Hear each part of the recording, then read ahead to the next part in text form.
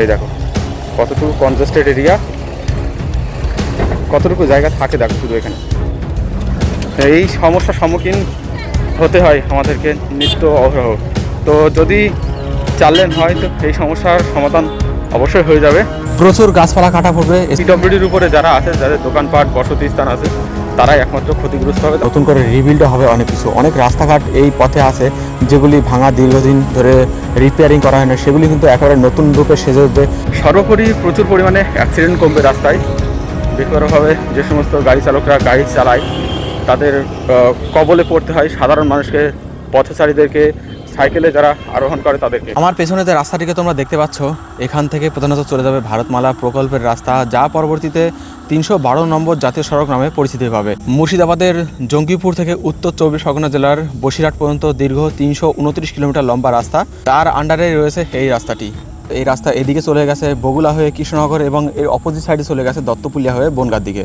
তো ভারতমালা প্রকল্পের রাস্তা যদি চালু হয়, অর্থাৎ 312 নম্বর জাতীয় সড়কের কাজ যদি শুরু হয়, তাহলে এখান থেকে কিন্তু সেই রাস্তা যাবে। যদিও বেশ কয়েক বছর আগে থেকে এটা চালু হবে শুনছি, যদিও আজও সেটা কমপ্লিট হয়নি বা চালু করা সম্ভব হয়নি। তাহলে এখন প্রশ্ন আসছে, তাহলে আবার এই কথা আসছে কেন? জানিয়ে রাখি, সরকার পরিবর্তনের পরে আবারও এই ব্যাপারে কম বেশি কথাবার্তা শুনতে পাওয়া যাচ্ছে। এবার সোর্স তোমরা জিজ্ঞাসা করো না, এ ব্যাপারে আমি কমপ্লিটলি বলতে পারবো না। বিভিন্ন সোশ্যাল মিডিয়া প্ল্যাটফর্মে এ ব্যাপারে বর্তমানে চর্চা চলছে খুব পরিমাণে।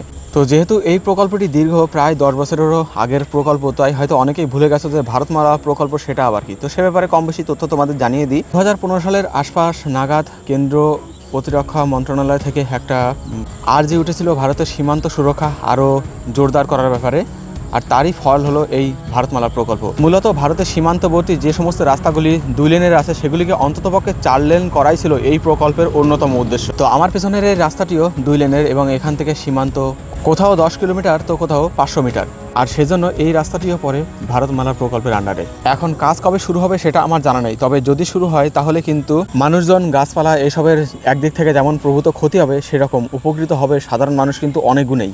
প্রচুর গাছপালা কাটা পড়বে, এছাড়া সরকারি পিডব্লিউডি জমির উপর থাকা প্রচুর দোকানপাট, ঘরবাড়ি ভাঙা পড়তে পারে। এমনকি সরকার তার প্রয়োজনে পাবলিক প্রপার্টি পর্যন্ত বাজার দরে পাবলিকের কাছ থেকে কিনে নিতে পারে।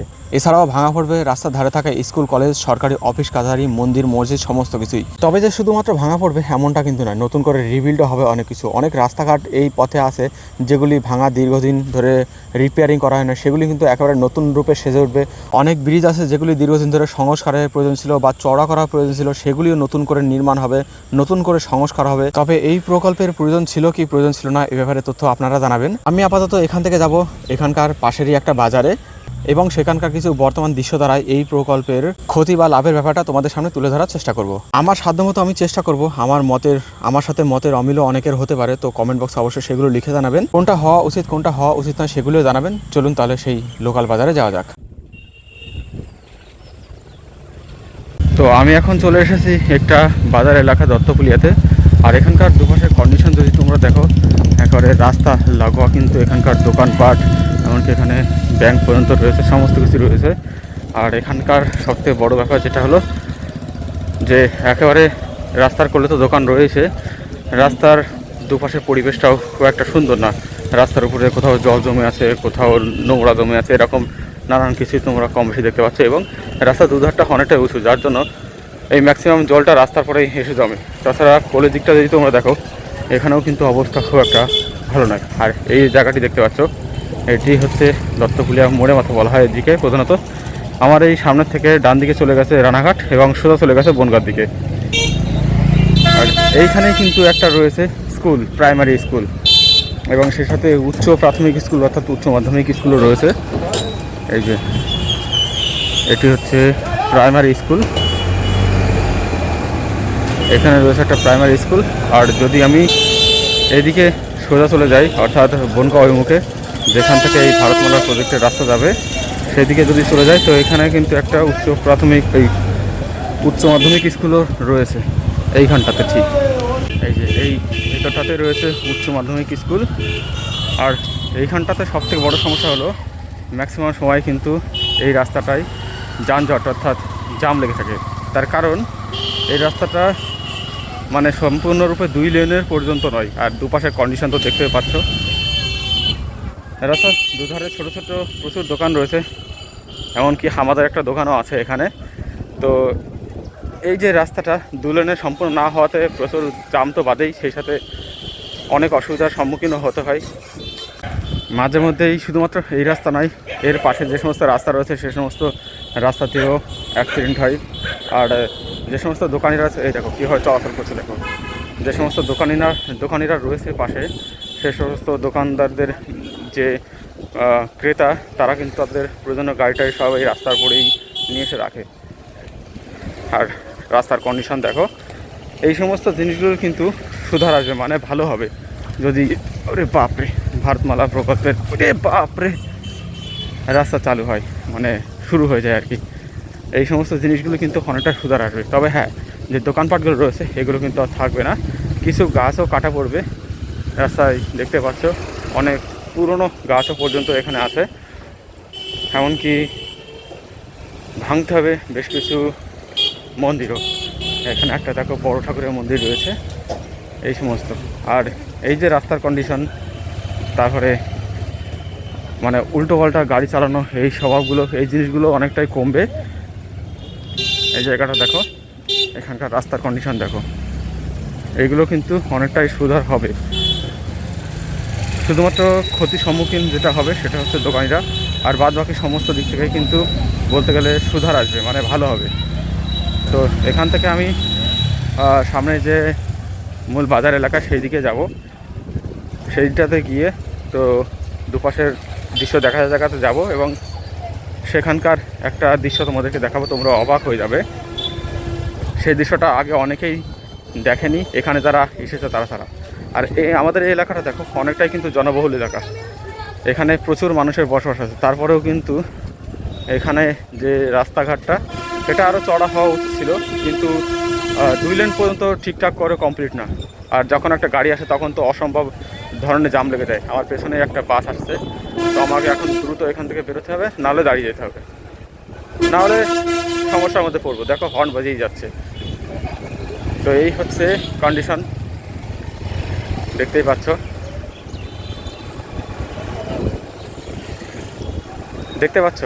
কেমন অবস্থা এখানে। তো যদি এটা 4 লেন হয় তাহলে কিন্তু যে যানজটটা সেটা কিন্তু সবার আগে কমবে, যে যানজটের ব্যাপারটা সেটাই সবার আগে কমবে। বাদ বাকি জিনিসগুলো ক্ষয়ক্ষতি, এই যে এই সমস্ত দোকানপাট সব একটাও থাকবে না। যখন প্রথম ভারতমালা প্রকল্পের হয় তখন এখানে ভিত পুজো পর্যন্ত হয়েছিল এই বাজার এলাকাতে। আর সবথেকে বড় ব্যাপার হলো দোকানপাটগুলো তো থাকবেই না, সেই সাথে এখানে যে একটা বাস স্ট্যান্ড মতো রয়েছে ছোটোখাটো, এই বাস স্ট্যান্ডও কিন্তু সম্পূর্ণরূপে আউট হয়ে যাবে, কারণ এটা সম্পূর্ণরূপে রাস্তার উপরেই। আর এই যে সামনের দৃশ্য দেখতে পাচ্ছ, যানজট অনেকটাই কেটে যাবে যানজট। আর এই হচ্ছে ছোট্ট বাস স্ট্যান্ড, যেখানে 2 থেকে 3টে বাস দাঁড়াতে পারে। এইবার দেখাবো সেই অদ্ভুত জিনিস, যেটার সংশোধন অনেক দিন আগের থেকেই আমরা এলাকাবাসী চাইছিলাম, কিন্তু হচ্ছিল না। সেটা সংশোধন হয়ে যাবে। সেটা হচ্ছে আমার সামনে দেখতে পাচ্ছ, এই হচ্ছে ইছামতি নদীর উপরে ব্রিজ। আমার জন্মের আগের ব্রিজ, অথচ আজও পর্যন্ত এই 1 লেনের জায়গায় 2 লেন পর্যন্ত হয়নি। গাড়ি ঢুকে গেছে, এবার কি সমস্যার সম্মুখীন হতে হয় সেটা তোমাদেরকে দেখাবো। আমার তো কিছু করার নেই, এখন আমাকে এখানে দাঁড়াতেই হবে। আর এই হচ্ছে ইছামতি নদী, এই দেখো কতটুকু কনজেস্টেড এরিয়া, কতটুকু জায়গা থাকে দেখো শুধু এখানে। এই সমস্যার সম্মুখীন হতে হয় আমাদেরকে নিত্য অহরহ। তো যদি 4 লেন হয় তো এই সমস্যার সমাধান অবশ্যই হয়ে যাবে। এই ইছামতি নদীর অবস্থা তো খুব খারাপ, সেটা তো আর দেখাচ্ছি না। আর এখানে দেখো ব্রিজের একেবারে মুখেই সব দোকানপাট, অনেকটাই ফাঁকা হয়ে যাবে জায়গাটা। শুধুমাত্র তাই নয়, এই যে রাস্তার পরে দাঁড়িয়ে বাসগুলো, মানে এগুলো হচ্ছে বাস স্ট্যান্ড, তো এই বাস স্ট্যান্ডগুলো তার নতুন জায়গা হবে, বাস স্ট্যান্ডগুলো নতুন করে নির্মাণ হবে, সাথে নতুন স্থানে একেবারে সেফ জায়গাতে স্কুল, কলেজ, হসপিটাল সহ বিভিন্ন যে প্রয়োজনীয় স্থানগুলি সেগুলি নির্মাণ হবে। সর্বোপরি প্রচুর পরিমাণে অ্যাক্সিডেন্ট কমবে রাস্তায়। বেপরোয়াভাবে যে সমস্ত গাড়ি চালকরা গাড়ি চালায় তাদের কবলে পড়তে হয়, সাধারণ মানুষকে, পথচারীদেরকে, সাইকেলে যারা আরোহণ করে তাদেরকে। তো এই জিনিসটা অনেকটাই কমবে, তার কারণ রাস্তা হবে অনেকটাই চওড়া। সাধারণ মানুষ, সাইকেল আরোহী তারা অনেকটাই সাবধানে চলতে পারবে। এখন দেখো সাবধান হয়েও লাভ নেই, কারণ চিকন রাস্তা যেদিক থেকে খুশি এসে ঢুকি দিয়ে মেরে দিচ্ছে। এই জিনিসটা অনেকটাই কমবে। তো 4 লেন হওয়ার অবশ্যই প্রয়োজন আছে। হ্যাঁ, ক্ষতির সম্মুখীন এক্ষেত্রে সর্বপ্রথম হবে দোকানদাররা এবং যারা পিডব্লিউর পরে নিজেদের বসতি গড়ে বসে আছে, অর্থাৎ পিডব্লিউডির উপরে যারা আছে, যাদের দোকানপাট বসতি স্থান আছে, তারাই একমাত্র ক্ষতিগ্রস্ত হবে। তাছাড়া কিন্তু আর কেউই ক্ষতিগ্রস্ত হবে না। এতে কিন্তু পরিবহন ব্যবস্থা থেকে শুরু করে সমস্ত কিছুরই প্রভূত উন্নতি হবে। তো 4 লেন দ্রুত এখানে হোক, আর 4 লেন হলে পরে আমাদের অনেকেরই সেটা মঙ্গলজনক। ভারতমালা প্রকল্পকে স্বাগত জানাচ্ছি। আপাতত যে রাস্তাতে চলেছে এই রাস্তা এখান থেকে সোজা চলে গেছে বনগাঁর দিকে, আর দেখতে পাচ্ছ সন্ধ্যা নেমে আসছে। তো ভিডিওটা এখানেই শেষ করছি।